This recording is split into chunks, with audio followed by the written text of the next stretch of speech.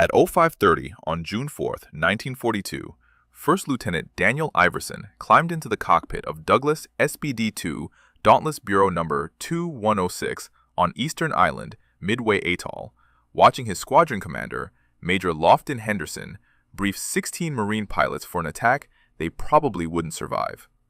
26 years old, 9 days flying the Dauntless, 0 combat missions in this aircraft.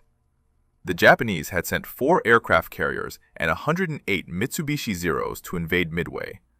Marine Scout Bombing Squadron 241 had received 19 brand new SBD-2 Dauntless dive bombers on May 26th.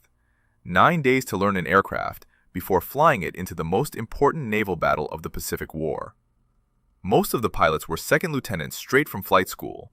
Some had arrived just 1 week before the battle. Behind Iverson in the rear cockpit sat Private First Class Wallace Reid, 21 years old, manning the .30 caliber machine gun. Reid had never fired his weapon in combat. By early June 1942, the United States Navy had lost 4 carriers since Pearl Harbor. The Japanese Navy had lost none. Admiral Chester Nimitz had positioned 3 carriers northeast of Midway: Enterprise, Hornet, Yorktown, against 4 Japanese carriers approaching from the northwest: Akagi, Kaga, Soryu, Hiryu. The Japanese planned to capture Midway, then destroy the American carrier fleet when it came to defend the atoll. At 06:05, radar on Midway detected the incoming Japanese strike: 108 aircraft, 36 Aichi Val dive bombers, 36 Nakajima Kate level bombers, 36 Zero fighters. VMS B-241 received orders to launch all aircraft: 16 SBD-2s under Major Henderson, 11 Vought Vindicators under Major Benjamin Norris. Find the Japanese carriers. Attack before they could launch a second strike against Midway. Henderson led his 16 Dauntlesses northwest, climbing to 9,000 feet, searching for 4 carriers in 240 square miles of ocean. At 07:44, Henderson's radio crackled. Contact: Japanese carriers 180 miles northwest of Midway. Henderson turned his formation toward the enemy fleet. Iverson could see smoke on the horizon. The carriers were already under attack from Navy torpedo bombers and Army B-26 Marauders. None of those attacks would succeed. Now it was the Marines' turn. As VMS B-241 approached the Japanese fleet, Iverson counted the carriers below. 4 flat decks arranged in a box formation. Akagi in the lead. Behind her, Kaga and Soryu on the flanks. Hiryu trailing. Henderson selected Hiryu as their target, the rearmost carrier, the one with the weakest fighter cover. Henderson waggled his wings. Attack signal. 16 Dauntlesses rolled into their dives. Zeros swarmed up from the carriers. A-6M fighters with a top speed of 330 miles per hour, faster than the Dauntless, more maneuverable. Flown by pilots with 2 years of combat experience in China and the Pacific, the Marine pilots had 9 days in the SBD-2. Henderson's Dauntless shuddered as tracers ripped through his left wing. The wing burst into flames at 2,000 feet. Henderson kept diving toward Hiryu. His aircraft rolled inverted and plunged into the sea. The squadron commander was dead before his bomb hit the water. Iverson pushed his stick forward, 70-degree dive angle. Hiryu's flight deck filled his gun sight. 2 Zeros locked onto his tail. Their 20mm cannons hammered his Dauntless. Behind him, Reid swung his .30 caliber machine gun and returned fire. Tracers from the Zeros walked up Iverson's fuselage. Anti-aircraft fire from Hiryu burst around his aircraft. Black puffs of shrapnel. Reid kept firing. If you want to see how Iverson brought his shattered Dauntless home, please hit that like button. It helps us share more forgotten stories from World War II. Subscribe if you haven't already. Back to Iverson. At 800 feet, Iverson released his 1,000-pound bomb and pulled out of his dive. 4 Zeros pursued him. Reid fired until his ammunition ran out, then reloaded and kept firing. Cannon shells punched through the Dauntless's wings, through the fuselage, through the tail. 1 round severed Iverson's throat microphone cable. Another hit Reid in the foot. The hydraulic system failed. Oil sprayed across the windscreen. Iverson turned east toward Midway, 40 miles to safety. The Zero stayed with him for 20 miles before breaking off. When Iverson looked back at his aircraft, he could see daylight through 200 holes in the metal skin. His landing gear wouldn't extend. He had one wheel and no hydraulics, and Midway was still 15 miles away. Iverson nursed his crippled Dauntless toward Midway at 140 knots. The airspeed indicator fluctuated. The altimeter was stuck at 9,000 feet, oil pressure dropping, coolant temperature climbing. Behind him, Reid had stopped firing. Iverson glanced back. Reid was slumped in his seat, blood pooling in the rear cockpit. The shrapnel wound in his foot was bleeding through his flight suit. Reid gave a thumbs-up signal. Still conscious, still alive. The SBD-2 Dauntless had been designed as a carrier-based dive bomber. Stressed aluminum construction, Wright R-1820 Cyclone engine producing 1,000 horsepower, maximum speed 250 miles per hour, combat radius 250 miles with a 1,000-pound bomb load. The aircraft featured perforated dive brakes that allowed steep dives up to 70 degrees. Stable, accurate, deadly against ship targets.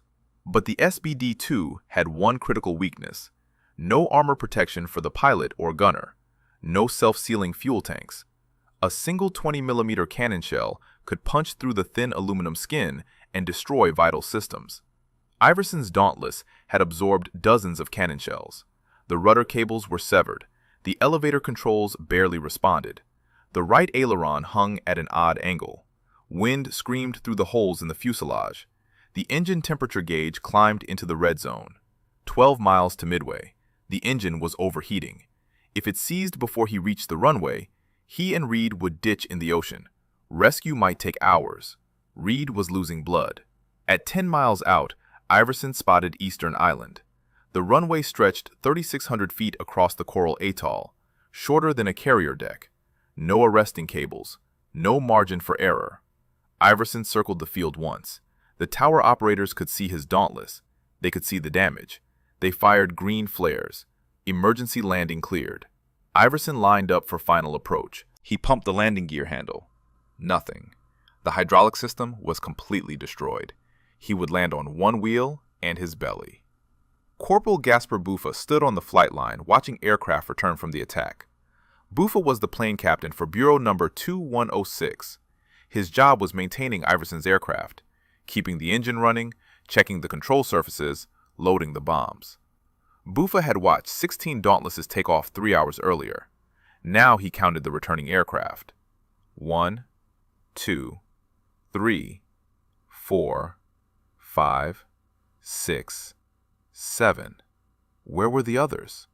Iverson's Dauntless appeared from the northwest, flying low, trailing smoke. The landing gear was retracted except for the right main wheel. Buffa grabbed his fire extinguisher and ran toward the runway. Iverson touched down on his single wheel at 90 knots. The Dauntless rolled 50 feet before the left wing dropped. The propeller struck coral. The aircraft slewed sideways and stopped. Crash crews sprinted toward the bomber. Buffa reached it first. The fuselage was shredded, holes everywhere, through the wings, through the tail, through the engine cowling. Buffa counted as he ran. 10 holes, 20, 50, 100. He stopped counting. Iverson popped the canopy and climbed out. His flight suit was soaked with hydraulic fluid and oil. Behind him, Reid struggled to stand. 2 corpsmen lifted him from the rear cockpit. Reid's boot was filled with blood. The corpsmen carried him to the aid station. Buffa circled the Dauntless with a maintenance crew. They counted every hole, every tear in the aluminum skin. Bullet holes from the Zeros' 7.7mm machine guns, larger holes from their 20mm cannons, shrapnel damage from anti-aircraft fire. The final count was 219 holes. 219 separate impacts. The engine had 3 holes through the cylinder block. The wings had been perforated in 68 places. The tail section had 41 holes. The fuselage had been hit 110 times. Bureau Number 2106 looked like it had flown through a metal storm. By 1400 hours, all surviving aircraft from VMSB-241 had returned. 8 SBD-2s out of 16. Major Henderson was dead. 7 other pilots were missing, shot down over the Japanese fleet or lost in the ocean during the return flight. The squadron had attacked 4 carriers and scored no confirmed hits. But 200 miles northwest of Midway, something else was happening. Navy dive bombers from Enterprise and Yorktown had found the Japanese carriers, and the war in the Pacific was about to change. Bureau Number 2106 would fly again, but first, Buffa had to patch 219 holes. At 14:30 hours on June 4, 1942, Admiral Chester Nimitz received the first reports from the Battle of Midway. 3 Japanese carriers burning: Akagi, Kaga, Soryu. Navy dive bombers from Enterprise and Yorktown had caught them with their flight decks packed with aircraft being rearmed, bombs and torpedoes stacked in the open, aviation fuel lines connected. The carriers had exploded into fireballs. The 4th carrier, Hiryu, had launched a counterattack that crippled Yorktown. But by evening, Hiryu was also burning. 4 Japanese carriers destroyed in one day. The most decisive naval victory since Trafalgar. SBD-2 had not sunk any carriers. Their attack had scored no hits, but their sacrifice had contributed to the victory. When Henderson's 16 Dauntlesses attacked Hiryu, the Japanese carriers were in the middle of rearming their aircraft. Admiral Chuichi Nagumo had ordered his strike aircraft to switch from torpedoes and armor-piercing bombs to high-explosive bombs for a second attack on Midway. The Marine dive bombers forced Nagumo to defend his carriers. The rearming operation was delayed. When the Navy dive bombers arrived 30 minutes later, the Japanese carriers were still vulnerable. Their flight decks crowded with armed aircraft, their hangars filled with ordnance. On Eastern Island, Corporal Buffa examined Bureau Number 2106. The damage was catastrophic. The engine needed replacement. The hydraulic system was destroyed. The control cables were severed. The fuel tanks were punctured. Under normal circumstances, the aircraft would be written off, stripped for parts. But Midway had only 8 operational SBD-2s remaining. The squadron needed every aircraft. Buffa and his maintenance crew started repairs. First Lieutenant Iverson reported to the flight surgeon. The doctor examined him for wounds. Aside from minor cuts from flying debris, Iverson was uninjured. The bullet that severed his throat microphone cable had missed his neck by 2 inches. Luck. Pure luck. Private First Class Reid was in worse condition. The shrapnel in his foot had fractured 2 bones. The doctors removed the metal fragments and wrapped his foot in bandages.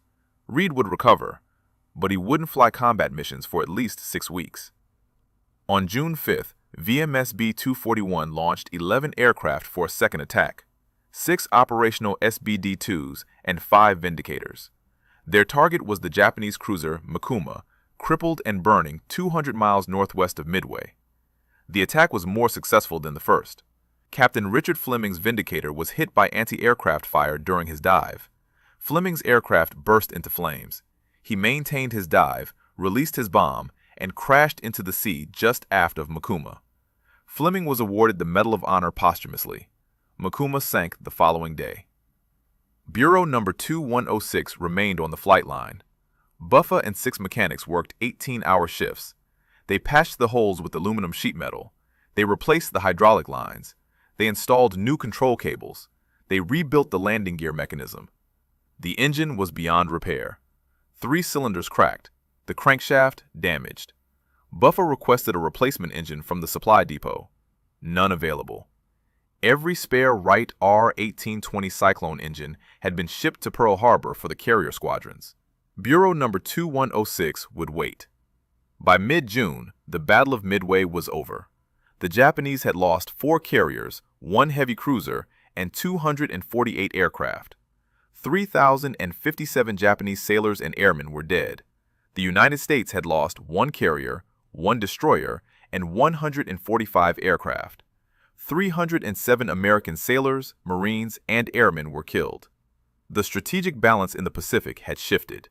Japan would never again threaten Hawaii. The United States could begin planning offensive operations. Guadalcanal, the Marshall Islands, the Philippines, the road to Tokyo. SBD-2 received orders to remain on Midway, defensive patrols, anti-submarine sweeps, training flights for replacement pilots. Iverson flew 63 combat missions over the next 9 months. Reid returned to flight status in August. Bureau Number 2106 sat on the flight line with 219 patched holes, waiting for an engine, waiting for orders. The most famous Dauntless at Midway couldn't fly. But in March 1943, the Navy made a decision. Bureau Number 2106 was too valuable to leave on Midway. The aircraft would return to the United States, not for more repairs, for something else entirely. In March 1943, Bureau Number 2106 was created and loaded aboard a transport ship bound for Pearl Harbor. The Navy had conducted an inventory of all aircraft that participated in the Battle of Midway. Carrier-based squadrons from Enterprise, Hornet, and Yorktown had lost dozens of SBD-3 and SBD-5 Dauntlesses. Most were shot down or ditched at sea. The surviving aircraft had been repaired and returned to combat squadrons, but the land-based aircraft from Midway were different. VMSB-241 had flown 16 SBD-2s into battle. 8 returned. 7 were eventually repaired and returned to service. 1 was damaged beyond repair and scrapped. That left Bureau Number 2106 as the only SBD-2 from the Midway attack still on the atoll. The Navy recognized what they had. Bureau Number 2106 was the sole surviving aircraft from the most important naval battle of the Pacific War. Not just any survivor, an aircraft with a documented combat record. 219 holes, 1 wheel landing. Pilot and gunner both decorated. Major Henderson killed leading the attack. The story was perfect. The aircraft needed to be preserved. But first, it needed an engine. At Pearl Harbor, maintenance crews installed a rebuilt Wright R-1820 Cyclone engine. They inspected the patched bullet holes. They tested the hydraulic system. They replaced the worn tires. By April 1943, Bureau Number 2106 was airworthy again. The Navy issued new orders. The aircraft would be assigned to the Carrier Qualification Training Unit at Naval Air Station Glenview, Illinois, training new pilots for carrier operations. The most combat-scarred Dauntless in the Pacific would teach pilots how to survive. Naval Air Station Glenview sat on the western shore of Lake Michigan, 15 miles north of Chicago. The base had been commissioned in July 1942 as a training facility for carrier pilots. The Navy had converted 2 paddle-wheel steamers into training carriers, USS Wolverine and USS Sable. The ships operated in Lake Michigan, providing a safe environment for pilots to practice carrier landings. No submarines, no enemy aircraft, just fresh water and Midwestern farmland. Thousands of pilots qualified on those training carriers, learning to land a dive bomber on a moving deck in a confined space. The training was demanding. The accident rate was high. Bureau Number 2106 arrived at Glenview in May 1943. The aircraft was assigned to the training squadron. Student pilots flew it daily. Practice dives over Lake Michigan, touch-and-go landings at Glenview, carrier qualification runs on USS Sable. The Dauntless accumulated flight hours. The patched bullet holes held. The replacement engine ran smoothly. Instructors used the aircraft as an example. This Dauntless survived Midway. If you fly it correctly, you'll survive too. On June 11, 1943, 2nd Lieutenant Donald A. Douglas Jr. climbed into the cockpit of Bureau Number 2106. Douglas was a Marine Corps pilot training for carrier operations. His father was Donald Douglas Sr., founder of Douglas Aircraft Company, the company that built the SBD Dauntless. The lieutenant was learning to fly his father's most successful aircraft. Douglas taxied to the runway. Standard carrier qualification flight. Launch from Glenview. Fly north to where USS Sable was operating. Make 6 touch-and-go landings on the carrier deck. Return to base. Douglas took off at 09:15. He climbed to 2,000 feet and turned north over Lake Michigan. USS Sable was steaming 15 miles offshore. The carrier's flight deck measured 540 feet long, longer than most escort carriers, but shorter than fleet carriers. Landing area marked with white lines. Arresting cables stretched across the deck. Landing signal officer positioned on the port side with paddles. Douglas joined the landing pattern. 3 other student pilots were ahead of him. He watched them land. 1 successful trap, 1 wave off, 1 bolter that missed all the cables and had to go around again. Douglas turned onto final approach. Airspeed 90 knots. Altitude 500 feet. Descent rate steady. The landing signal officer gave him the cut signal. Douglas chopped power and dropped toward the deck. But he misjudged the approach. Too low. Too slow. The Dauntless descended below the flight deck level. Douglas added power. Too late. Bureau Number 2106 hit the water 50 feet short of USS Sable's stern. The aircraft nosed over and sank. Lieutenant Douglas bobbed to the surface. A Coast Guard rescue boat pulled him from Lake Michigan within 3 minutes.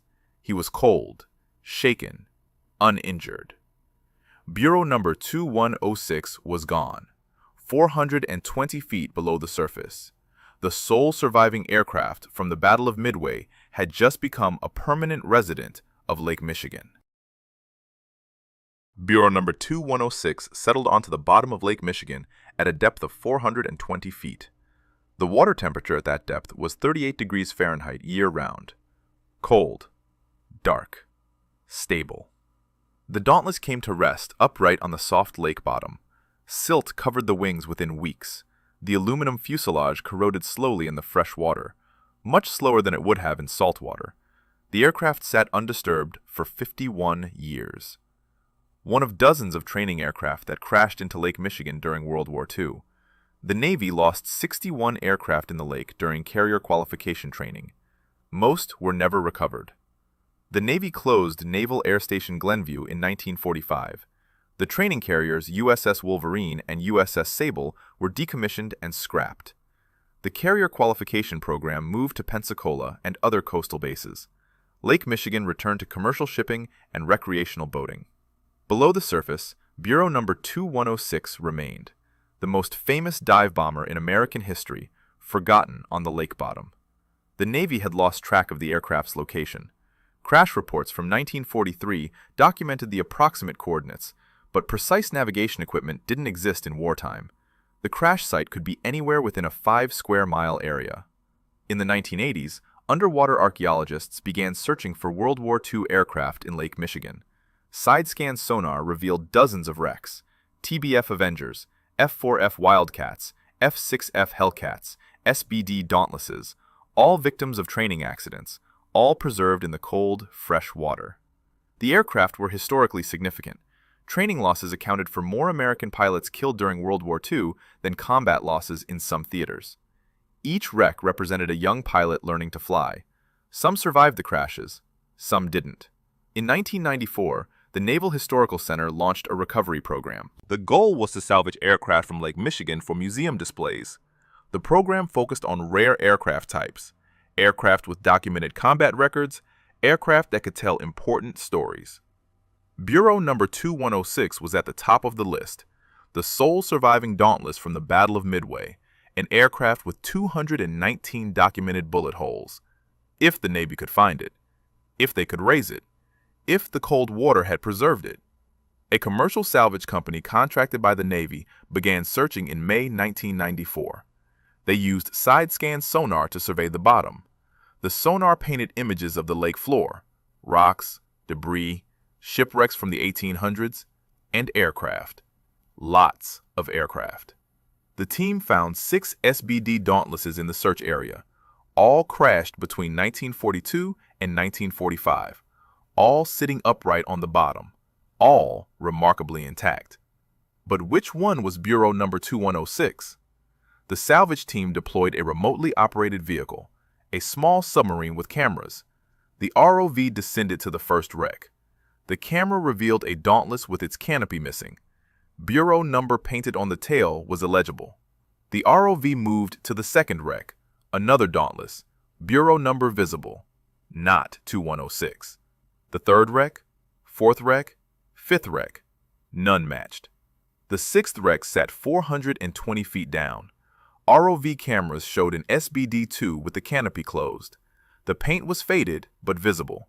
White number 6 on the fuselage, Bureau number on the tail. 2106. They had found it. The salvage team rigged lifting straps under the wings and fuselage.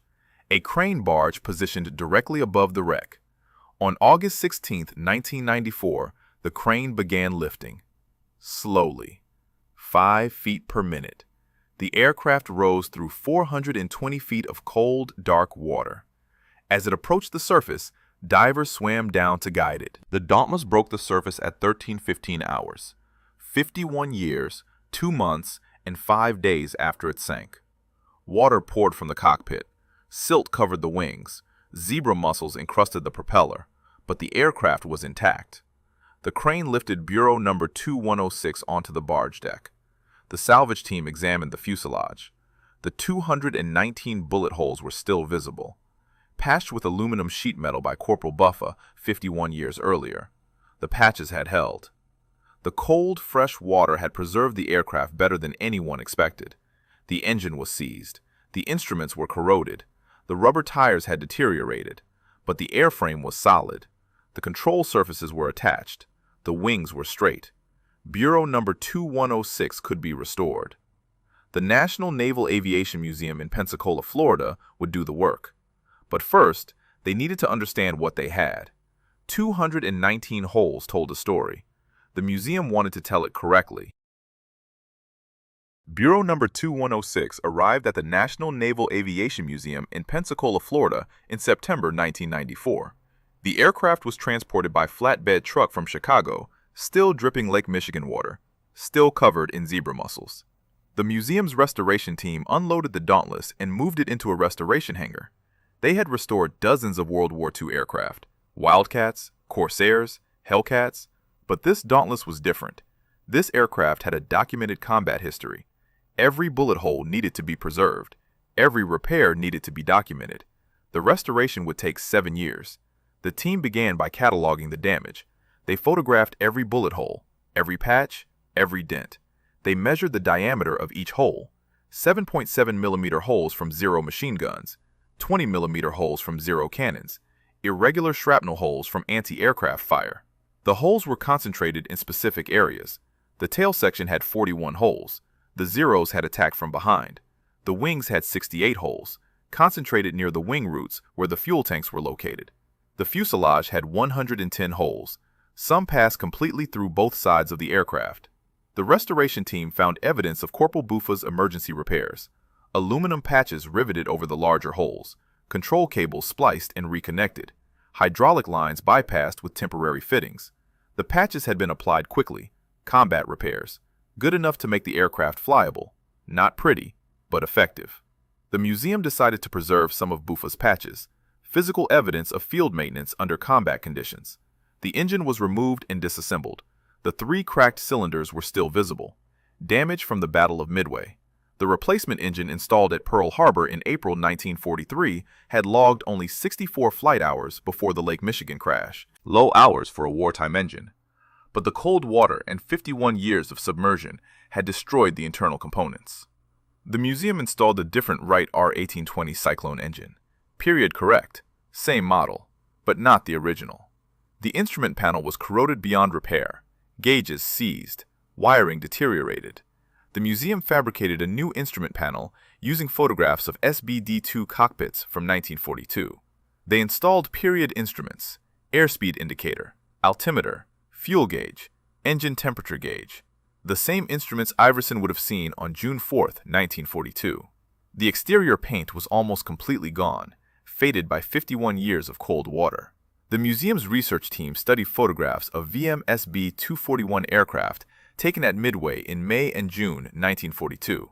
The Dauntlesses were painted in a tricolor camouflage scheme: blue-gray upper surfaces, light gray undersides, white number 6 on the fuselage sides, national insignia on the wings and fuselage. The museum applied the same paint scheme, careful to preserve the original paint wherever it still adhered to the aluminum. The restoration team discovered something unexpected during the work. Elements of the original factory paint scheme from December 1940 were still visible on the wings and tail surfaces. Beneath the 1942 camouflage, beneath the Lake Michigan silt, the original colors had been protected by layers of later paint. The museum preserved those sections. Physical evidence of the aircraft's history, from factory delivery to VB-2 aboard Lexington, to Ford Island during Pearl Harbor, to Leh and Salamaua, to Midway, to Lake Michigan. Every layer told part of the story. By 2000, the restoration was nearly complete. The museum planned a formal unveiling ceremony for 2001. They contacted surviving members of VMSB-241. Most of the pilots were dead. Major Henderson, killed at Midway. Captain Fleming, killed at Midway. First Lieutenant Iverson, killed in a mid-air collision in January 1944 while training pilots in Florida. Private First Class Reid, killed in action in Korea in 1950. But families remained. The museum invited them to Pensacola. They also invited Captain Mark T. Whittier. Whittier had flown Bureau Number 2106 in March 1942 during the raid on Leh and Salamaua, before the aircraft was transferred to SBD-241. Whittier was 92 years old. He wanted to see his old aircraft one more time. On June 4, 2001, 59 years after the Battle of Midway, the National Naval Aviation Museum unveiled Bureau Number 2106. Captain Whittier stood beside the Dauntless. Iverson's daughter attended. Reid's sons attended. They looked at the 219 holes. They looked at Buffa's patches, and they understood what their fathers had survived. But the museum had one more surprise, something found during the restoration that nobody expected. During the restoration, technicians removed the rear seat cushion to inspect the gunner's position. Beneath the cushion, they found dried blood, Wallace Reid's blood, 57 years old, still visible on the aluminum flooring. The shrapnel wound in Reid's foot had bled heavily during the 40-mile flight back to Midway. The blood had pooled in the rear cockpit, soaked into the seat cushion, dripped onto the floor. When Corporal Buffa patched the aircraft after the battle, he cleaned the cockpit, but he missed some spots. The cold water of Lake Michigan had preserved what remained. The museum debated how to handle the discovery. Some staff argued the blood should be cleaned away. Others argued it should be preserved. Physical evidence of combat. Reid's blood was part of the aircraft's history. The museum director made the decision. The blood would remain, covered by the restored seat cushion, invisible to visitors, but documented in the aircraft's records. Future historians would know it was there. The museum also found other artifacts in the cockpit. Reid's spent shell casings, empty .30 caliber brass from the rear machine gun. Reid had fired approximately 200 rounds during the battle. The casings had rolled around the rear cockpit during the flight. Some had fallen through the bullet holes. Others remained trapped between the seat and the fuselage. The museum preserved 12 casings. They were displayed in a case beside the aircraft. Physical evidence of Reid's defense of the Dauntless. Bureau Number 2106 went on permanent display in the museum's World War II gallery, positioned near other Pacific War aircraft. A Vought F-4U Corsair, a Grumman TBF Avenger, a Mitsubishi A6M Zero captured at the end of the war. But the Dauntless drew the most attention. Visitors walked around the aircraft slowly, counting the bullet holes, reading the placard describing the Battle of Midway, looking at the photographs of Iverson and Reid. Some visitors were veterans, some were historians, some were families with children learning about the war. The museum created an educational program around Bureau Number 2106. School groups visited. Teachers used the aircraft to explain the Battle of Midway, the turning point of the Pacific War, how 16 Marine pilots attacked 4 Japanese carriers, how 8 returned, how Major Henderson died leading the attack, how Iverson brought his shattered aircraft home, how Reid kept firing even after he was wounded. The story resonated with visitors, not because of the technical details, but because of the human cost. The SBD Dauntless remains one of the most successful dive bombers in history. Douglas Aircraft built 5,936 Dauntlesses between 1940 and 1944. The Navy and Marine Corps flew them in every major Pacific battle: Coral Sea, Midway, Guadalcanal, Iwo Jima, Okinawa. Dauntless pilots sank more Japanese shipping than any other aircraft type. 6 carriers, 14 cruisers, 6 destroyers, dozens of transports and cargo ships. The aircraft earned its nickname, slow but deadly. But only one SBD-2 survived the Battle of Midway, Bureau Number 2106, the aircraft with 219 holes, the aircraft that landed on one wheel, the aircraft that flew with Iverson and Reid, the aircraft that Major Henderson's squadron flew into combat knowing most wouldn't return. 8 out of 16, 50% casualties, typical for Marine aviation at Midway. VMF-221 lost 15 fighters. VMSB-241 lost 8 dive bombers. The torpedo bombers had it worse. All 6 TBF Avengers from Midway were shot down. Only 1 crew survived. The Battle of Midway cost the Japanese Navy its offensive capability.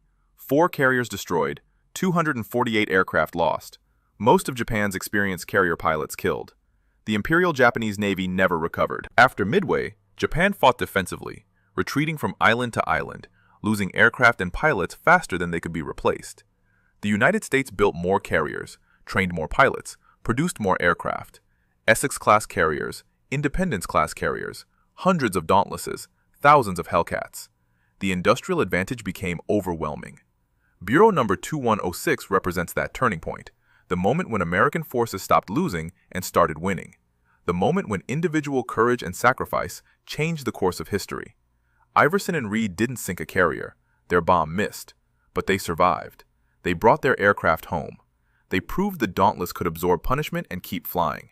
And in 2025, 83 years after the battle, their aircraft still tells that story, still shows those 219 holes, still honors the Marines who didn't come home. Today, Bureau Number 2106 occupies a place of honor at the National Naval Aviation Museum in Pensacola, Florida. The aircraft sits in the World War II gallery under careful lighting. Visitors can walk around it, view it from every angle, count the 219 holes if they have the patience. The museum estimates 300,000 people see the Dauntless every year. School children, veterans, families, foreign tourists. Each one learns the same story. 16 Marine pilots attacked 4 Japanese carriers. 8 came home. This aircraft was one of them. The museum maintains detailed records of Bureau Number 2106's history. December 1940, manufactured at El Segundo, California. December 31, 1940, delivered to VB-2 at San Diego. 1941, operated from USS Lexington. December 7, 1941, survived Pearl Harbor attack while parked on Ford Island. March 10, 1942, attacked Japanese shipping at Leh and Salamaua. May 26, 1942, transferred to VMSB-241 at Midway. June 4, 1942, attacked carrier Hiryu, returned with 219 holes. March 1943, shipped to Pearl Harbor for engine replacement. May 1943, assigned to Carrier Qualification Training Unit at Glenview. June 11, 1943, ditched in Lake Michigan. August 16, 1994, recovered. June 4, 2001, placed on public display. The aircraft's combat record is documented. 1 mission, 1 target, 1 bomb released, 0 confirmed hits. But 219 holes prove the aircraft was there, in the fight, under fire, surviving when half the squadron didn't. Museum curators explained to visitors that success at Midway wasn't measured by individual bomb hits. It was measured by collective sacrifice.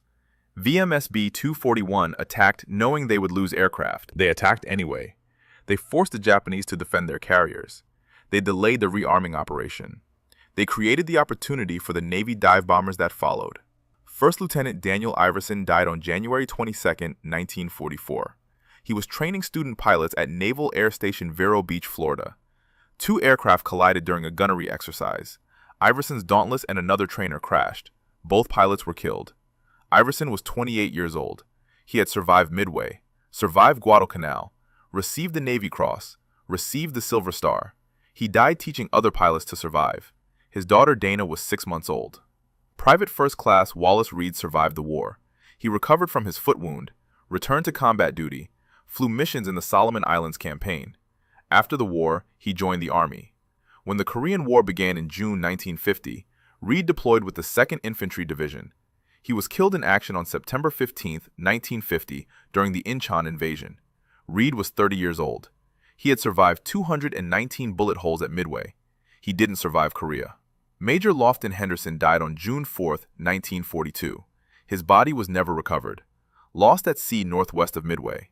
The captured Japanese airfield on Guadalcanal was named Henderson Field in his honor. August 1942, 2 months after his death. That airfield became one of the most contested pieces of ground in the Pacific War. Marines held it. Japanese attacked it repeatedly. Naval bombardments, air attacks, ground assaults. Henderson Field never fell. The Marines who defended it knew whose name it carried. The major who led 16 Dauntlesses, knowing he wouldn't return. If this story moved you the way it moved us, do me a favor, hit that like button. Every single like tells YouTube to show this story to more people. Hit subscribe and turn on notifications. We're rescuing forgotten stories from dusty archives every single day. Stories about Marine pilots and gunners who fought with courage and determination. Real people, real heroism. Drop a comment right now and tell us where you're watching from. Are you watching from the United States, United Kingdom, Canada, Australia? Our community stretches across the entire world. You're not just a viewer, you're part of keeping these memories alive. Tell us your location. Tell us if someone in your family served. Just let us know you're here. Thank you for watching. And thank you for making sure Daniel Iverson, Wallace Reid, and the men of VMSB-241 don't disappear into silence. These Marines deserve to be remembered, and you're helping make that happen.